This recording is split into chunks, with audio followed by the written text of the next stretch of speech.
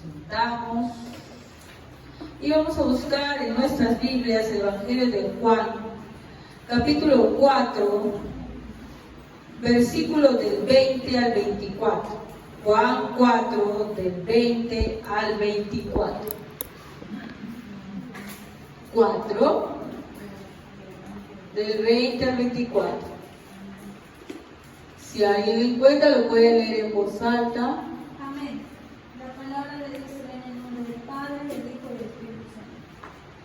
Desde hace mucho tiempo mis antepasados han adorado a Dios en este cerro, pero ustedes los judíos dicen que se debe orar a Dios en Jerusalén. Jesús les contestó: créeme, mujer, pronto llegará el tiempo cuando para adorar a Dios nadie tendrá que venir a este cerro ni ir a Jerusalén.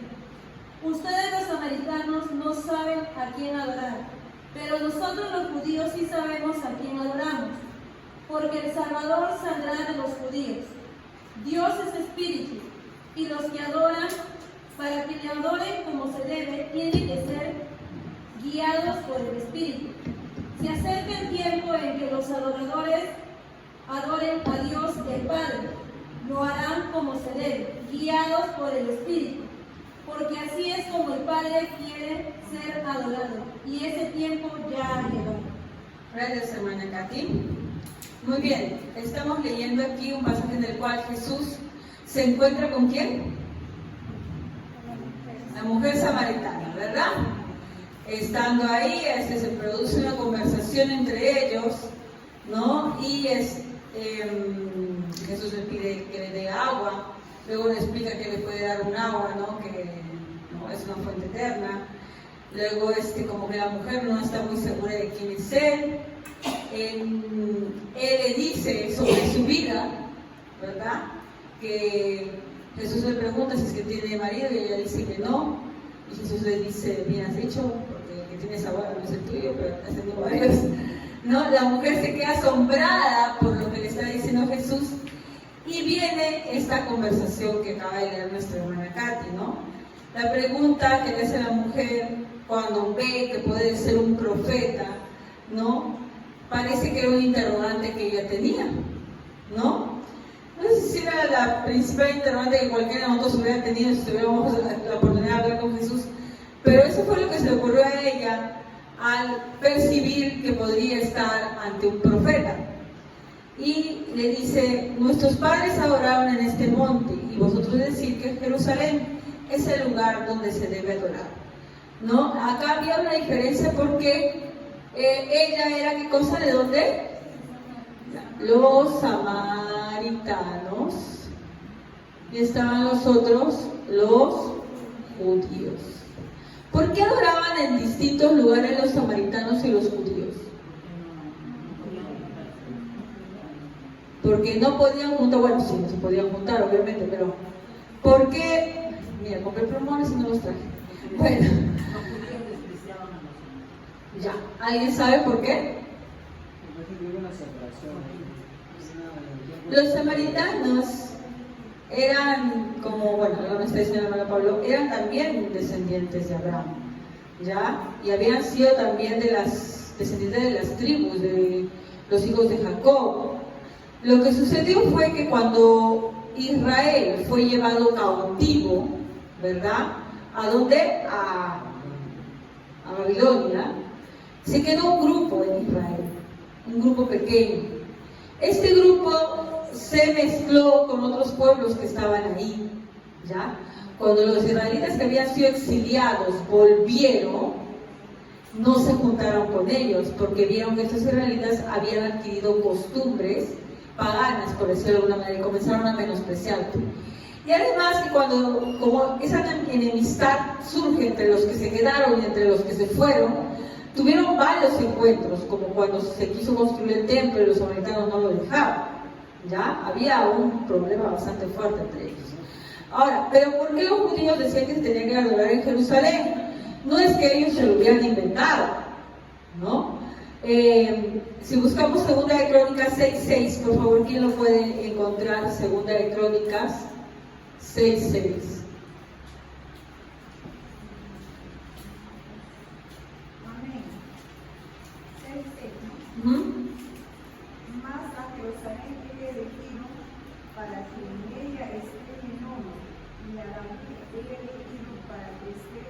sobre mi pueblo Israel. Llévalo abajo. Ya. Muy bien, dice 2 Crónicas 6:6. Mas a Jerusalén he elegido para que ella esté en mi nombre, y a la había elegido para que esté sobre mi pueblo Israel. Está hablando de Dios, que Él ha elegido ¿a quién? A Jerusalén. Por eso es que los judíos pensaban que Jerusalén era la ciudad elegida por Dios, y ahí era donde se le debía adorar. Ahora, los samaritanos decían que era en otro lugar, pero ellos acaso se lo habían inventado, lo habían sacado de cualquier lugar, se les ocurrió un día y dijo, en este monte vamos a adorar, porque como no queremos juntar con los judíos, pues aquí vamos a adorar. No, ellos también extraían esta idea de adorar en ese monte de la Torá, ¿ya? Aunque ellos no creían en todos los escritos de los israelitas, sí creían en la Torá, en los primeros 5 libros. Y ellos lo sacaban del siguiente pasaje. Vamos a ir a Génesis 12:6.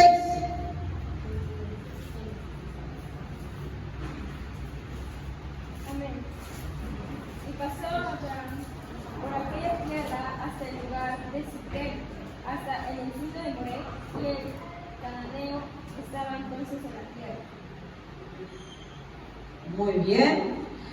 ¿A quién ellos estaban queriendo? Porque ellos adoraban en el monte de Siquem. ¿Quién había estado ahí? Ajá. Y había ofrecido el holocausto en este lugar. Entonces ellos, como solamente creían en la primera parte, ¿no?, de los 5 primeros libros, pues decía, si Abraham comenzó aquí a adorar, nosotros tenemos que adorar ahí. Pero no seguían lo demás, toda la etapa de los jueces, reyes, ellos no estaban de acuerdo con esa etapa, por lo tanto no creían que Jerusalén fuera la ciudad santa. Entonces, cada grupo tenía un lugar y tenía una justificación, ¿ya? No es que pues uno se lo había inventado, tenían base bíblica, bueno, no había Biblia en esa época, pero por lo menos base escritural para decir que ahí se tiene que adorar.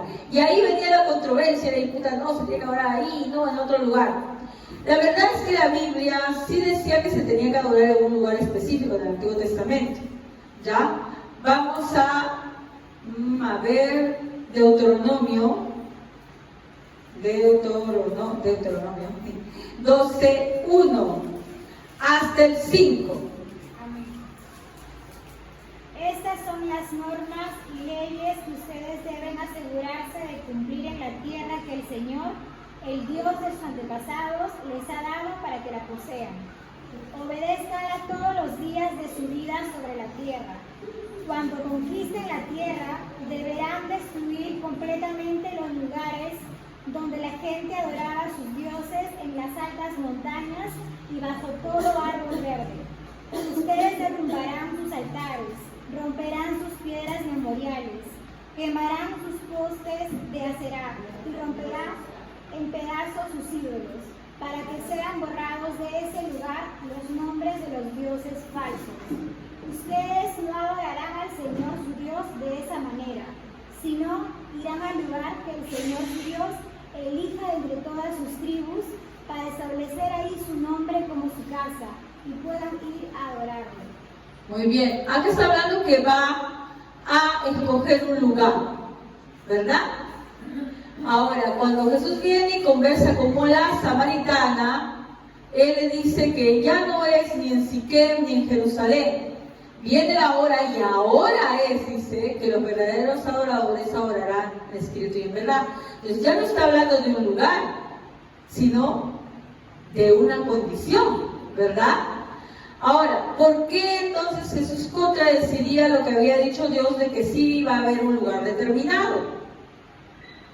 Sería contradecir, decir ahora, como Jesús dice en el versículo 23, mas la hora viene y ahora es, cuando los verdaderos adoradores adorarán al Padre en espíritu y en verdad, cuando Dios había dicho que Él iba a establecer un lugar en donde se iba a adorar. ¿Por qué en el Antiguo Testamento, ya lo hemos dicho incluso la semana pasada, hay tantas indicaciones de cómo hacer las cosas, ¿no? Que luego cuando Jesús viene, ya no se hacen más? Los sacrificios, por ejemplo, se hacían. Viene Jesús y ya no se hacen más. Pero si Jesús era el sacrificio perfecto, hicieron esos sacrificios anteriores? Mataron tantas ovejitas y demás. ¿Ah? Apuntaban a lo que iba a venir. Hay que entender que el pueblo de Israel era un pueblo como un bebé, como un niño. ¿Cómo le enseñas tú a un niño? Cuando tú eres maestra te dicen que los niños cuando son pequeñitos hasta cierta edad, aunque algunos creo que se quedan así para siempre, están en una época de las operaciones concretas. ¿A qué significan las operaciones concretas? Los niños tienen que ver para aprender. Entonces cuando tú le enseñas a un niño a sumar, no le dices, a ver, suma en tu mente 12 más 24, suma en tu mente 5 más 6. ¿Le dices así? ¿Qué le dices? Manzanitas, palitos, deditos. Algunos por eso digo que se quedaban en operaciones concretas, porque todavía está el dedo y falta el dedo, no han evolucionado. Pero bueno, esa es la etapa de los niños. Operaciones concretas se dicen porque el niño necesita ver, ¿no? Observar para ir aprendiendo. Pero ya cuando llega a la pubertad, tiene que pasar a las operaciones formales. ¿Qué quiere decir esto? Que el niño ya no necesita ver. Algunos sí no, pero no necesita ver porque ya sus padres dicen, ya, a ver, ¿cuánto es tanto por tanto? Ah, sí, dice, ¿no? Tal número, 9 por 9, 81. Algunos están pensando, 9 más 9 más 9 más 9 más 9. ¿Ya? ¿Por qué ya lo podemos hacer sin ver? Ya hemos aprendido esa etapa, ya hemos pasado esa etapa, lo hemos aprendido. Hay que entender que el pueblo de Israel, cuando se le manda a hacer sacrificios de esas cosas, era porque era un pueblo infante. Necesitaba ver el simbolismo, lo que significaba cada cosa. ¿Ya? Pero imagínense un niño o una persona adulta que lleva a dar su examen de admisión y le ponen una operación matemática y dice, ¿y ahora qué hago? ¿Mi manzana dónde está? Mi manzana, mi lápiz, mi dedo ya no me alcanza. ¿Qué piensas de ese niño? Se quedó ahí, ¿verdad? Y comienza a pensar, si yo no tengo manzanas o pelotitas, no puedo sumar ni multiplicar, ¿ahora qué va a hacer en mi vida? ¿Ya? Eso es parecido a decir que el pueblo de Israel pensaba que tenía que tener un lugar específico para adorar. Se habían quedado en ese tiempo, como Dios en su infinita misericordia y gran paciencia, les había enseñado como a bebés espirituales, miren, van a hacer ese sacrificio porque es el símbolo, ¿no?, de que ustedes, para que se les perdonen sus pecados, tiene que haber sangre, ¿no?, para la remisión de pecados, ¿no?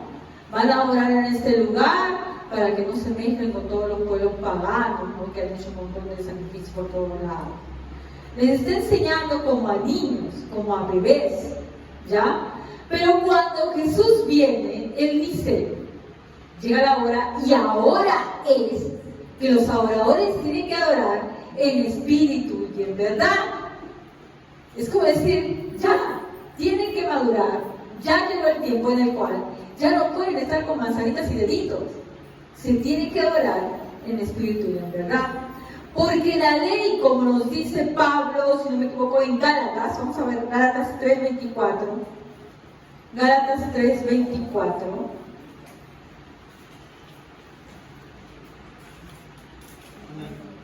Así que la ley vino a ser nuestro guía encargado de conciencia a Cristo, para que fuéramos justificados por la fe.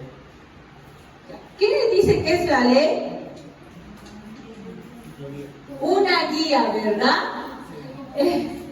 Antes cuando solamente teníamos la Reina Valera decía un ayo, y yo decía, ¿qué? Cuando el chico, ¿qué es un ayo? ¿Qué es eso?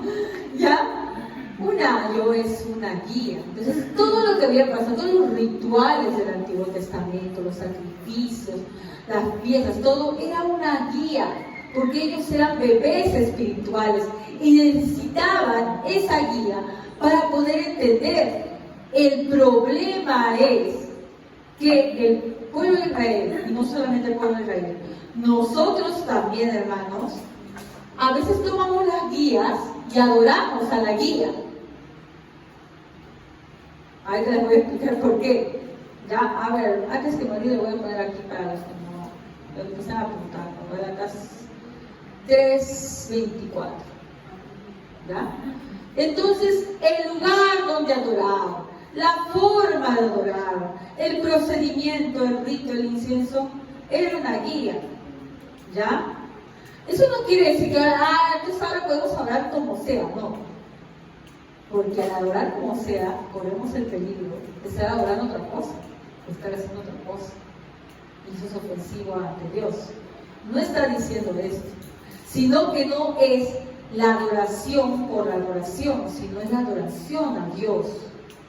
No es que no se tenga que seguir ciertos parámetros para adorar a Dios, porque sí hay que seguirlos, porque si no sería ofensivo incluso a nuestro Dios, ¿ya?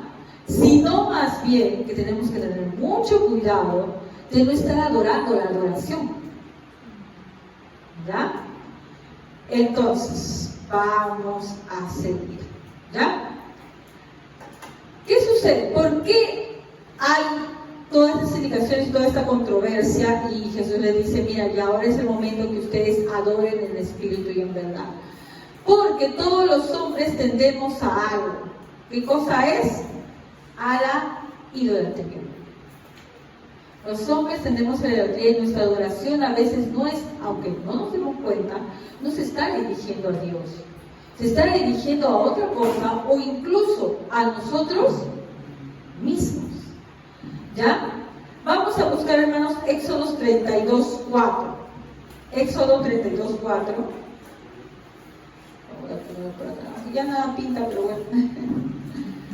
Vamos poniendo por acá. Amén. Y él los tomó de la mano de ellos y les dio forma con Urim, e hizo de ellos un becerro de fundición. Entonces dijeron, Israel, estos son tus dioses, que te sacaron de la tierra de Egipto. Muy bien, habla, miren, dice, vamos a hacer un becerro de oro, ¿no? Y no es que ellos pretendían adorar a otros dioses, ellos pensaban, eran tanto, tan poco conocimiento de Dios, esos 300 años en Egipto, no es que pasaron en vano, hermanos. Esos 300 años en Egipto les hicieron olvidar realmente cómo era la verdadera oración. Años anteriores Abraham, Isaac y Jacob habían sabido cómo adorar a Dios, ¿verdad? Habían adorado al Dios verdadero, pero 300 años en Egipto habían hecho que la mente de los israelitas se confundiera, se combinara. Por más que tú sepas algo, ¿te puedes olvidar? Sí, mira en la pandemia cómo quedaron los niños después de la pandemia.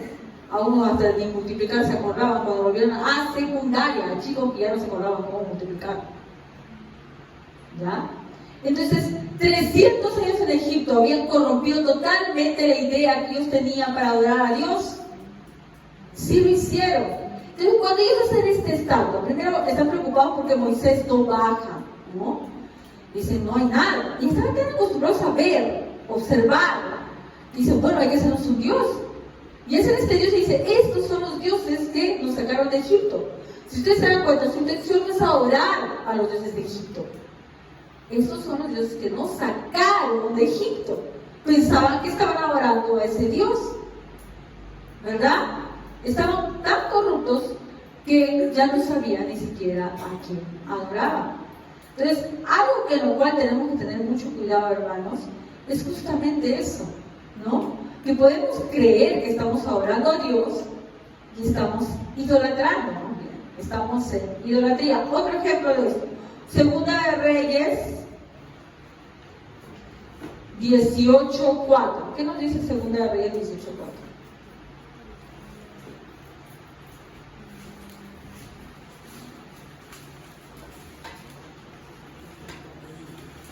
Y todos los altares paganos destrozó las piedras sagradas, quebró las imágenes de la diosa Aserá. Además destruyó la serpiente de bronce que Moisés había hecho, pero los israelitas todavía lo quemaban incienso y lo llamaban Nehushtan. Ya, acá hay otro ejemplo de cómo los israelitas rápidamente habían idolatrando algo que Dios había designado en un momento dado, ¿no? En el desierto, cuando Israel peca continuamente, una de esas pecas diciendo que no tienen carne. Se quejaban de todo. Dios les daba todo, pero ellos se quejaban de todo. Y un día dice que quieren carne. Entonces Dios les manda carne. No, les manda codornices, es que no me equivoco. Pero luego de comer las codornices muy felices ellos, se enferman. ¿No? Ese es cuando ellos se enferman, ¿verdad? Y aparecen, si no me equivoco, serpientes en el campo y les pican. ¿Ya? Y entonces ellos estaban muriendo. Y Moisés, mandado por Dios, le dice que edifique, que elabore una serpiente en un asta, una cruz. Y que todo aquel que quisiera sanarse, ¿qué tenía que hacer? Mirar a esa serpiente, ¿no? Iba a ser sanado. Yo cuando era joven decía, ¿qué tiene que ver eso? ¿Qué cabeza? ¿No? Bueno, la cuestión, les explico lo de la serpiente brevemente. Pero la cuestión es de que luego esa serpiente que fue hecha para ese momento dado, para que vieran esa serpiente, ¿no? Se quedó ahí y la comenzaron a adorar. Por eso es que en esta época se destruyó la serpiente. Bueno, hay muchas teorías de por qué se hizo esa serpiente. Una que he escuchado de un pastor que es el Fermichel, que me parece la más acertada, es que la serpiente simboliza el pecado. Que ver la serpiente era como reconocer el pecado que tenían ellos, ¿no? La forma en que continuamente pecaban delante de Dios. E incluso al estar unidos dice que el solo alzar la vista, esa serpiente era doloroso para ellos. Igualmente es el arrepentimiento para nosotros. Arrepentirse, cuando es en serio, cuando es de verdad, duele. Cuando es verdad, ay, ya me arrepiento así, eso no es arrepentimiento, hermano. Como uno está realmente arrepentido, le duele lo que ha hecho, ¿no? Bueno, pero no quedamos en ese tema, sino que nos damos cuenta cómo el pueblo de Israel tenía la costumbre de idolatrar cualquier cosa. Incluso las cosas que habían sido ordenadas por Dios, las idolatraba y todo lo tergiversaba. Vamos a ver un ejemplo más feo incluso. Segunda de Reyes 21:6. Segunda de Reyes 21:6. Amén. Y pasó a su hijo por fuego y se dio a observar los tiempos. Y fue agorero e instituyó encantadores y adivinos, multiplicando así el hacer lo malo ante los ojos de Jehová, para provocarlo a ira. ¿Ya? Acá vemos un rey cumpliendo los sacrificios que hacían los pueblos paganos. ¿Ya? Se habían corrompido totalmente de esa manera, que incluso adoraban a Dios pensando que eso le era agradable. ¿Ya? Y vamos a buscar otro más para que vean cómo se reafirma Miqueas 6:7.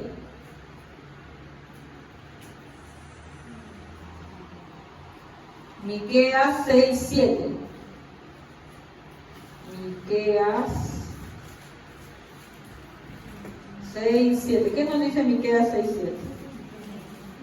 Se agrada el Señor de millares de carneros, de milladas de ríos de aceite. Ofreceré mi primogénito por mi rebeldía, el fruto de mis extrañas por el pecado de mi alma. Aquí está hablando el profeta, ¿ya? Y el profeta está como llamándole la atención sobre lo que ellos hacían y creían que era un sacrificio agradable a Dios. Y entonces, como siendo un poquito sarcástico, el profeta Miqueas dice, ¿no? ¿Debemos ofrecerle miles de carneros y 10,000 ríos de aceite de oliva? Eso quiere decir que eso es lo que deseaban hacer ellos. ¿Debemos sacrificar a nuestros hijos mayores para pagar nuestros pecados? El pueblo de Israel se había corrompido tanto que había adoptado incluso para adorar a Dios costumbres paganas, ¿no? Que eran idolatría. Y no solamente idolatría, eran horrendas, ¿no? Hacer sacrificios humanos. Eso nunca lo pidió Dios. Entonces, vemos como una adoración a lo que nosotros pensamos que estamos haciendo a Dios puede tergiversarse y en vez de estar adorando a Dios, estamos adorando a un ídolo, ¿verdad? Algo que no es. Ahora, eso es en la época antigua. ¿Cómo podría ser en la actualidad? ¿Cómo es que podemos nosotros, cristianos, que ya sabemos toda la palabra de Dios, bueno, que por lo menos la conocemos más y no como el pueblo de Israel, tergiversar tanto la oración que terminemos adorando a ídolos?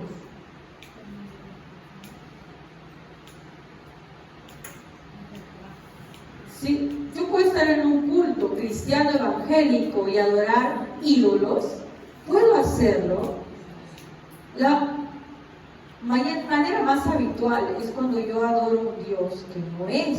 Pero hermanas, estamos en la iglesia, vamos a hablar de un Dios que no es. Yo puedo incluso decir su nombre, pero no reconozco que es Él, como muchas veces explicó mi esposo. Si yo, por ejemplo, describo a mi esposo y digo mi esposo es alto, blanco, de ojos azules, ¿es Él? No es Él, ¿verdad? Así yo diga que es Él, así yo diga que yo amo mucho a mi esposo, pareciera que estoy hablando de otra persona. De la misma manera yo puedo adorar a Dios y estar tergiversándolo. Si yo digo, por ejemplo, como muchas veces se predica, Dios es solamente amor y Dios te acepta como tú quieres, como tú eres, como tú estás, Él te va a recibir como tú estás, ¿no? Por ejemplo, lo que hace poco el Papa Francisco ha hecho que decir que las bendiciones, está aceptando las bendiciones de parte de los curas a parejas homosexuales. ¿Cómo se justifica eso? Porque diciendo no debe haber discriminación, porque Dios no discrimina. Eso es, ¿qué Dios están adorando de Dios? Un Dios que se les amolda, que no les haga perder, porque la gente no quiere decir al pecado pecado, porque quiere quedar bien, ¿no? Y al final terminan adorándose a ellos mismos. ¿De qué manera? Porque prefiero yo quedar bien, ¿no? Que el mundo no me diga que yo soy una persona anticuada, retrógrada, y mejor admito a todos. ¿Cómo es que la iglesia luterana se corrompió tanto que ahora lesbianas dirigen? Son obispas en la iglesia luterana, ¿no? Una de las obispas principales de la iglesia luterana es una pareja de lesbianas. Bueno, y tiene su esposa que es mujer, ¿ya? ¿Cómo es que llegaron a ese punto? Porque adoran a un Dios que no es, un Dios que se amolda a sus necesidades. Entonces al final no están adorando a Dios, se están adorando a ellos mismos. Un Dios que se mueve de acuerdo a lo que ellos declaran. Por ejemplo, muchos que cuando se enfermó un cantante muy conocido dijeron, yo declaro y no aceptamos un no por respuesta, no, porque va a ser sano. Bueno, se murió el cantante, ¿verdad? Pero esa forma de imponer a Dios, ¿a qué Dios se están adorando? Eso es idolatría. Se están adorando a ellos mismos. Solamente que han creado un Dios que les complazca. Este es un Dios que les va a obedecer, que va a hacer lo que ellos quieren, ¿no? Y solamente es puro amor. Pero también estamos en el otro extremo. Un Dios castigador, iracundo, ¿no? Y a veces también por el otro lado, así como hay los muy amorosos, hay también los muy iracundos. No, porque ese hijo del diablo no tiene cabida en esta iglesia. Eso también es adorar a un Dios que no es nuestro Dios, porque así como Dios es cierto, dice la palabra que también es todo consumidor, que es justicia, que también tiene ira. Si solamente lo caracterizamos con eso, ¿qué estamos diciendo?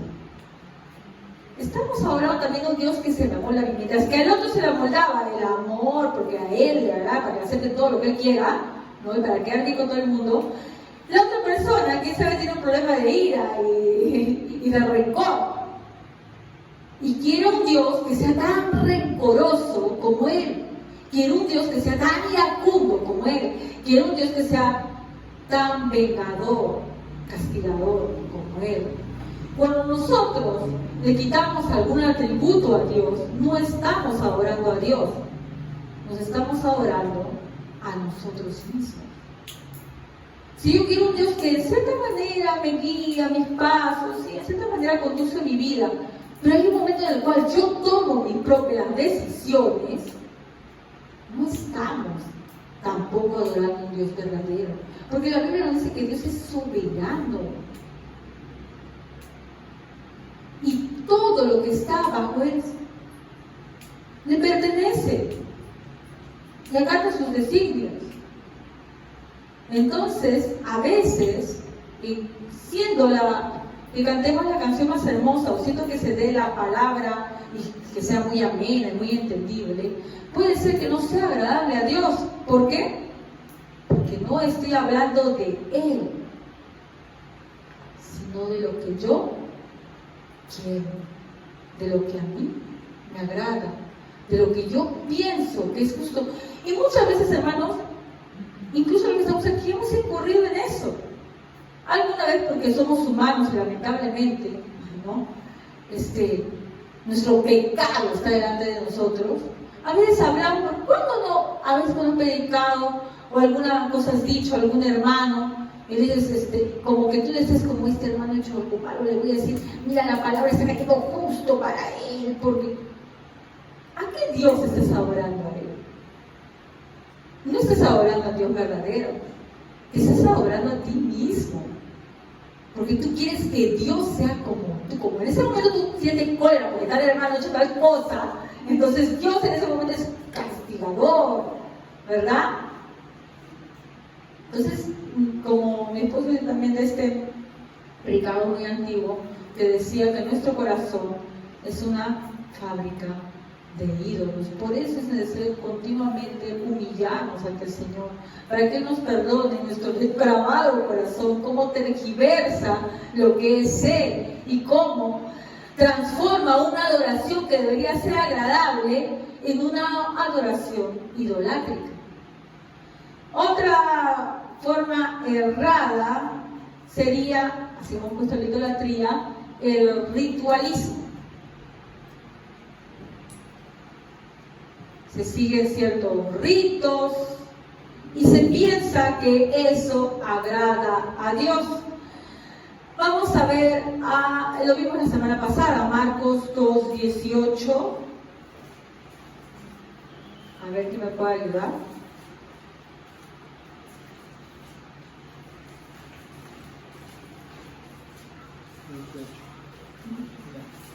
Al ver que los discípulos de Juan y los fariseos ayunaron, algunos se acercaron a Jesús y le preguntaron, ¿cómo es que los discípulos de Juan y de los fariseos ayunan, pero los judíos no?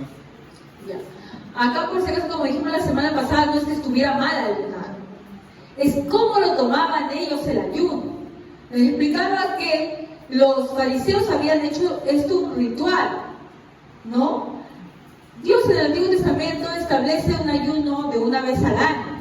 Luego, cuando va llegando las partes del Antiguo Testamento, que va terminando por Zacarías, y el ayuno se hacía 4 veces al año. Pero luego llegan los fariseos y dicen que es 2 veces por semana. Pero un ayuno simplemente para cumplir con un ritual. Y creían que eso agradaba a Dios. Otro ejemplo de ritualismo, Marcos 7:2.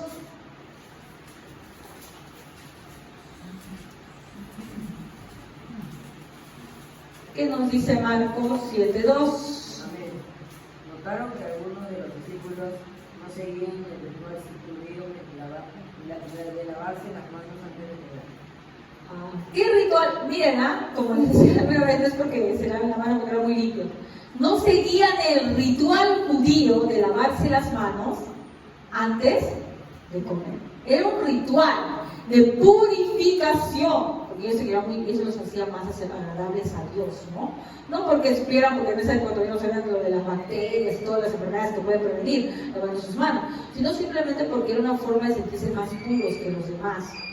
Otro rito más que ellos pensaban que agradaba a Dios, pero en realidad no lo hacían. Otro ejemplo, vamos a Isaías 1:13. ¿Qué nos dice Isaías 1:13? Tienen que traerle sus regalos sin servir, el incienso y sus prendas sagradas, y cuando sus celebraciones de una nueva, de día de descanso y de sus días de primeras de ayuno, todos son encaminados a su parte. No quiero más de sus celosas reuniones. Hasta ahí. Habla de también ritos que practicaban, ¿no? Por ejemplo, ese rito de el incienso, ¿no? Incluso ahora en el Perú hay una iglesia que sigue todavía utilizando el incienso, ustedes lo saben, ¿verdad? ¿Ya? Es como que, como les decía, el niño que se queda todavía con las manzanitas, piensas que es el objeto lo que te acerca a Dios, o lo que haces, ¿no? El otro era lavarse las manos, uno era quemar incienso, que esas son cosas agradables al Señor. Pero sin embargo, en el versículo que nos acaba de leer, el hermano Pablo dice: no me traigas más vana ofrenda, el incienso me es abominación.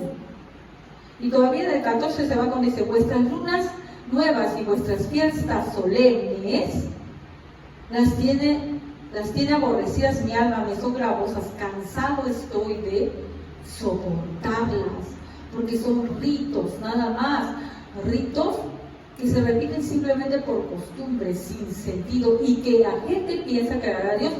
En la actualidad, por ejemplo, hay muchas prácticas rituales, fiestas o no, fiestas costumbristas, la Virgen de tal, de tal, hay una cruz en donde las personas se van arrodilladas, la cruz de Motupe, ¿no? Hasta le sangran las rodillas por todo el camino a hacerlo de manera arrodillada, ¿no?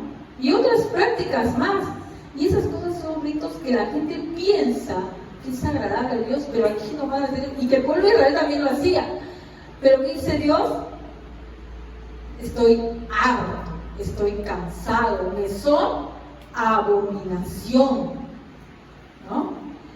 Entonces, incluso todavía hay, como les digo, iglesias que echan incienso y algunas que se hacen holocaustos,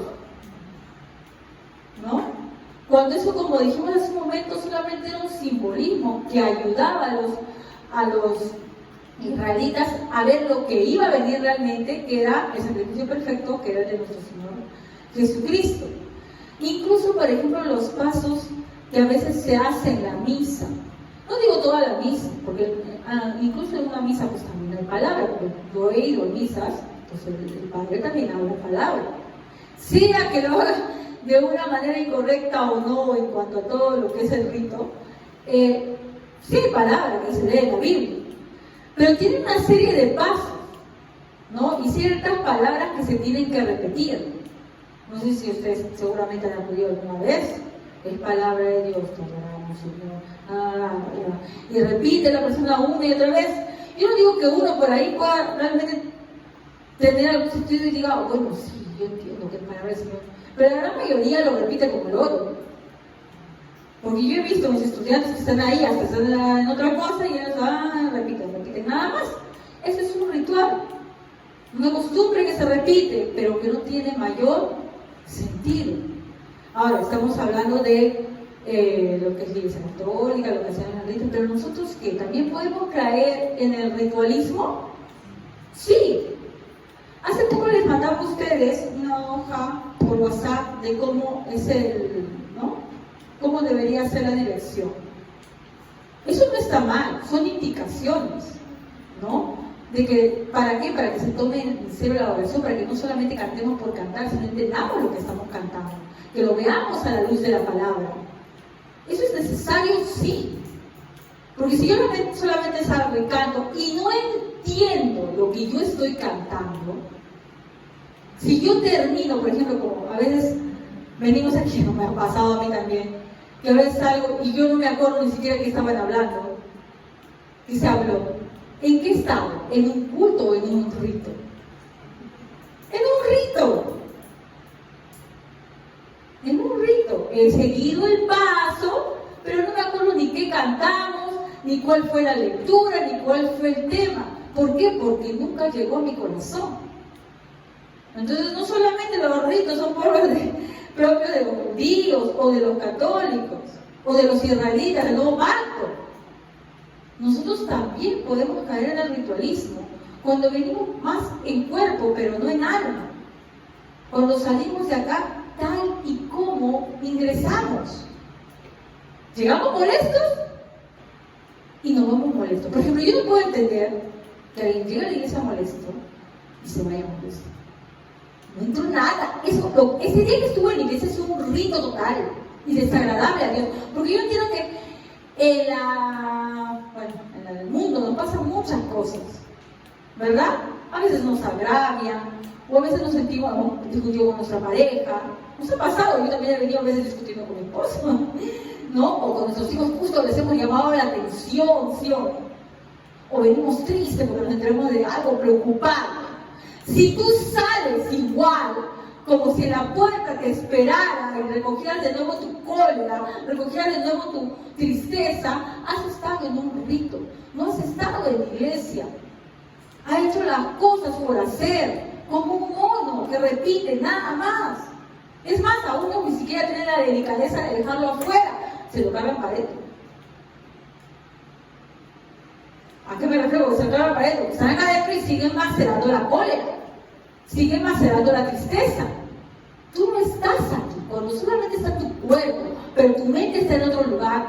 Tú no estás adorando a Dios, estás simplemente en un rito. Y no eres mejor que la gente que a veces criticamos. ¿Ya? Entonces también tenemos que tener mucho cuidado que nuestra adoración no se vuelva un ritualismo. Cada vez que venimos en la iglesia tenemos que salir transformados, que la palabra sea para nosotros, no para mi hermano que sí, que le caiga el no, para ti, para mí también que estoy acá.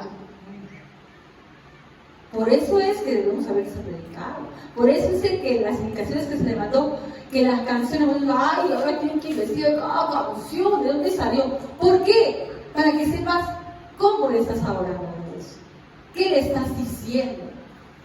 No sé, puede ser que incluso eso también lo transforme en un rito, porque puede ser, pues hago por hacer. Pero la idea era eso, que entendamos lo que estamos haciendo, para que quede en nuestro corazón, para que nos transforme. Otro peligro es que nuestra adoración se puede convertir en supersticiones, un conjunto de supersticiones. Ay,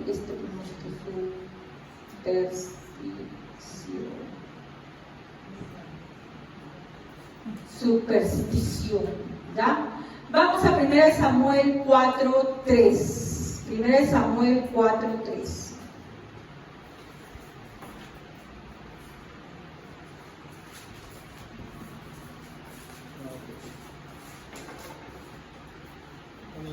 Cuando el ejército regresó al campamento, los ancianos de Israel dijeron: ¿por qué nos han derrotado? Hoy el Señor por medio de los filisteos. Traigamos el arca del pacto del Señor que está en Silo, para que nos acompañe y nos salve del poder de nuestros enemigos. Amén. Esta tuve la oportunidad de verla en una serie que venía con mi familia que se llama Reyes, ¿no? Y me gustó la parte en donde están los ancianos ahí, ¿no? Y ellos no saben por qué han perdido. Habían perdido una batalla y los israelitas, es más, los pueblos del contorno temían a los israelitas porque habían escuchado en la época de Moisés, de Josué y de los jueces que habían sido los primeros, que eran buenos, ¿no? De alguna manera, bueno, no mismo creo, pero por lo menos habían obedecido a Dios y le temían a Israel. Y cuando ven esta batalla, los filisteos, que son con los que se van a enfrentar, van temerosos, de miedo, porque era el pueblo de ese Dios que ellos habían escuchado, que había hecho tanta maravilla. Pero cuando van a la batalla, pierden los israelitas. Y la gente se reúne y dice: ¿pero qué pasó? ¿Qué estuvo mal? En la serie que veía, se veía todo lo que hacía mal, ¿no? Los hijos de Eli, por ejemplo, pues desde esa época estaban pues acostándose con todas las mujeres afuera del templo, robando de las ofrendas, y el pueblo era idólatra, ¿no? Pero ellos pensaban que estaban bien, y cuando hacen esta reunión entre todos los jefes, dicen: pero algo debe estar mal. No ven, porque en su mente no se les pasa que todas las cosas que hacían le desagradaban a Dios. ¿Y qué se les ocurre? Seguramente no hemos traído el arca, por eso hemos perdido. Y traen el arca a la batalla. ¿Y qué creen que pasó? Perdieron otra vez, catastróficamente. ¿Qué quería? El arca para ellos, ¿qué cosa era? Un amuleto. Y el arca es a veces capturada y es llevada. Lo increíble es que cuando el arca es llevada, es Dios el que se manifiesta ahí. Cuando es guardada, los filisteos se van muy felices, ¿no? Mira, los hemos derrotado, ¿no? Y lo pone dentro de donde están sus dioses, ¿ya? Y al día siguiente cuando va, su dios va y estaba acá, se había caído así, como postrado delante del arca. Entonces, primero ni siquiera pues habrá caído, como lo acomodan otra vez, al día siguiente van otra vez, y de nuevo está así caído y encima con sus brazos rotos. Entonces ahí se asustan y dicen, esto, como ellos eran muy supersticiosos, dijeron, algo malo está, sacan el arca y les comienza a dar una peste. Todos se enferman, ¿no? Y como todos se enferman en esa ciudad, mandan el arca a otra ciudad filistea y todos se enferman, y así se van rebotando el arca, ¿no? Hasta que la devuelven. Hasta que preguntan a uno de sus sabios, dice, ¿qué podemos hacer? ¿Qué podemos hacer? Devuelvan el arca y devuélvanla con ofrendas. Y ellos comienzan a hacer de oro, a ellos les habían salido tumores de oro, ¿hacen? Y hacer ratas de oro, porque las ratas habían invadido y saber, como la peste bubónica les había hecho. ¿Ya? Y todo eso le envían al arca. Y ni siquiera es que ellos lo llevan, lo ponen en 2 vacas y que se vaya el arca. Que se vaya, y el arca se va y regresa a Israel. ¿Ya? Ahí no fueron, ellos pensaron con la superstición y todo, pensaron que porque llevaban el arca iban a ganar, pues así, Dios hace su voluntad. Y cuando llegue el arca a Israel, ¿qué creen que pasa? Los mata también, se va a decir. ¿Por qué atrevidamente abren el arca y liquida a todo un pueblo, ¿verdad? Por la falta de respeto? ¿Ya? El asunto, aunque es bastante interesante verlo en la serie, no es tanto el instrumento, eso que está ahí, no. El poder no lo tenía el arca, era Dios. El pueblo de Israel cae en la batalla, ¿por qué? Porque estaban andando mal, lejos de Dios, totalmente paralizado.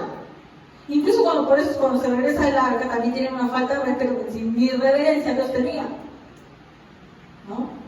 Entonces, el arca era simplemente una superstición, un amuleto que ellos cargaban. En la actualidad, hermanos, también hay superstición, ¿o no? Sí la hay. Y no estamos hablando de superstición yo sé que algunos de ustedes, quién sabe, no, de su mamá, ¿no? O no sé, cuando todavía estaba en el mundo, le pasaban el huevo, o cuando tiraban la sal, tu mamá te quería matar, o rompías el espejo, ¿no? O te barrían el pie, pensabas que te ibas a hacer como viejo, o no querías pasar por debajo de una escalera. Yo tengo colegas profesionales que piensan eso. No todos, ¿no? Pero algunos sí, de verdad. Pero nadie dice, el gato negro, ay, porque es un gato negro, ¿no? Uno dice, bueno, pues ellos son supersticiosos, pero en la iglesia también hay superstición. ¿Cómo es que hay personas que no saben sin persinarse? No porque tengan reverencia a Dios y digan, no, es que no puedo ir, pues es que no oro a Dios. No, solamente es un acto de superstición, porque piensan que ese ademán que hace los va a proteger, o que está con su rosario. Es superstición. No, Dios mío, rosario. Me va a proteger, ¿no? Incluso cuando tú ves algunas películas sobre alguna cosa, un demonio, o el Drácula, pone la cruz, se quema. Como si ese instrumento tuviera algún tipo de poder. Tenga tu cruz tremenda, si no estás con Dios, van a bailar contigo los demonios. ¿Por qué? Porque no es nada, es un instrumento que no vale. Si no imaginen todos los artistas que se ponen la cruz como adorno, ¿están protegidos por Dios? Hasta eso resulta ofensivo, ¿no? Entonces, tenemos que tener cuidado de no tener ritualismo dentro de la iglesia, Otra cosa que se ha vuelto ritualismo, bueno, estamos hablando de la gente tal vez católica que sí decimos, pero incluso dentro de la iglesia evangélica también hay ritualismo. El aceite a veces lo utilizan no como algo que se yo, no, es que esto, como si hicieran un tipo de brujería con el aceite.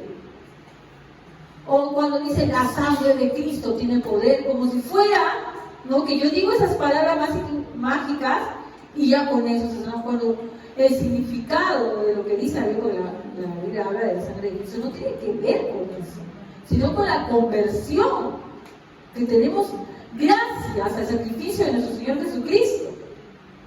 Pero ellos lo dicen como si fuera un poder con la sangre, incluso se hace como Goku. Yo a veces he visto videos para saber, hermanos, es un escándalo. Y yo no sé si actúan todos, o es que tanto es ¿cómo se dice esto? La sugestión, que tú ves acá al pastor, tú ves aquí a un hermano y dices así, ¡pah! Y el hermano, ¡pah! Digo, o agarra el pastor su saco y ¡pah! Tira, y toda la gente de ese lado se cae. ¿Han coordinado? Supervisión. Como la vez que le dije que César árabe, pero un pastor se lavaba los pies y los hermanos le echaban el agua. Supervisión. Acá, o es que, si llevo Biblia, no, que estaba con mi Biblia me protegió. Es una Biblia, nada más. Si no la lees, no sirve nada. No porque la tengas en tu bolsa te hace más cristiano o menos cristiana. Si tú no la lees, no sabes nada de ella, no estoy diciendo por eso que no carguen su Biblia, por si acaso. Lo que estoy diciendo es que esto no te da un superpoder. Si no la abres, ¿de qué te sirve? No te hace más ni menos cristiano. Entonces, a veces también hay superstición dentro de la iglesia, dentro de nuestra iglesia. Porque vengas o no vengas a la iglesia, ahí lo voy a hacer bien claro, no voy a hacer que por ahí me tergiverse. Mira, me estoy yendo a la iglesia, mira, y ahora le pasó tal cosa. Yo no estoy diciendo que si tú no vienes a la iglesia, obviamente te vas a enfriar, te vas a alejar de Dios. ¿Por qué? Porque no estás escuchando palabras, no te estás alimentando. Pero no porque vengas a la iglesia te vuelves superpoderoso, porque como les dije hace un momento, tú puedes estar en la iglesia en cuerpo presente, pero en mente ausente. No es que como que tú sacas tus fichas y dices, ya, como yo asistió toda esta semana, me va a ir bien esta semana.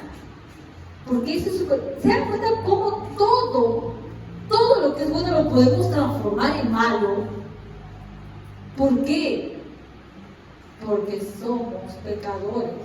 Y todo lo que nos toque, hermanos, apenas nos toca, lo transformamos en malo. Por eso es necesario acudir a nuestro Señor Jesucristo. Bueno, hay muchas más cosas, pero vamos a avanzar un poco, ya queda poco tiempo. La próxima semana, ahorita estamos viendo las formas incorrectas, ¿no? La próxima semana vamos a ver qué es la adoración que le complace a Dios mediante, si Dios quiere, ¿no? Pero antes de terminar, ¿no? Para no dejarlos así nada más, ¿cómo es que podemos lograr que nuestro corazón, ¿no? Que nosotros adoremos a Dios como debe ser, en espíritu y en verdad? ¿Qué podemos hacer?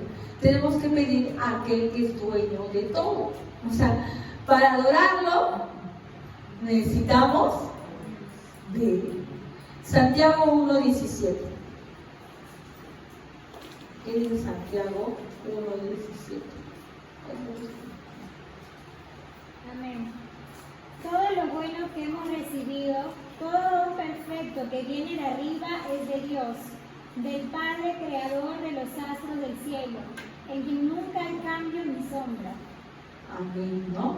Toda buena vida, todo perfecto, lo bueno que podemos tener nosotros. Si es que alguno, qué sé yo, tiene una oración correcta, una hermosa voz, que en ese momento sí adoró, se quebrantó, se humilló, eso no proviene de nosotros, proviene de Dios.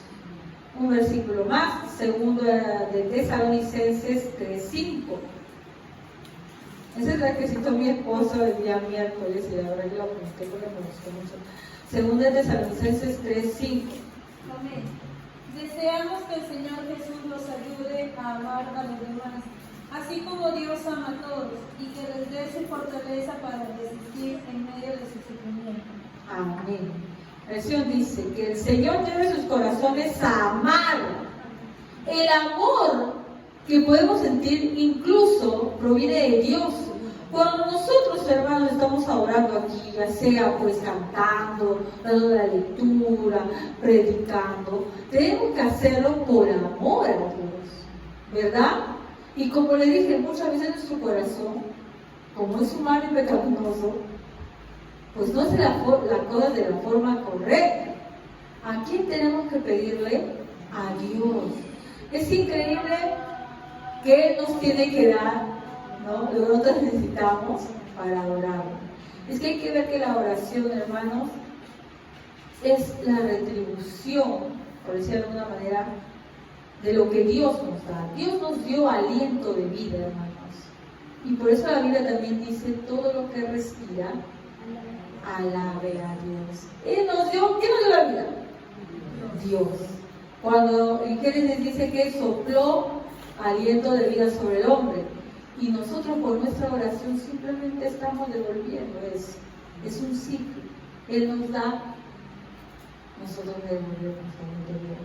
Entonces, hermano, todo lo que respira dice, alaba a Dios. Si sentimos, ¿no?, tal vez que la palabra nos ha dicho que a veces hemos caído tal vez en la idolatría, en el ritualismo o en la superstición, busquemos a Dios, orémosle a Él, pidámosle que nos cambie el corazón, hermanos. Es un proceso, ¿no? Pero tenemos que estar siempre separados de Él, nada podremos hacer. Entonces busquémosle, pidámosle perdón por las veces tal vez que lo hemos ofendido sin darnos cuenta, o a veces dándonos cuenta también, y acudamos a Él para que Él nos ayude a cambiar. Entonces, Dios mediante, espero que la próxima semana podamos ver la forma correcta de adorar a nuestro Dios. Vamos a ponernos de pie, hermanos. Vamos a orar. Padre bendito, Padre amado, te damos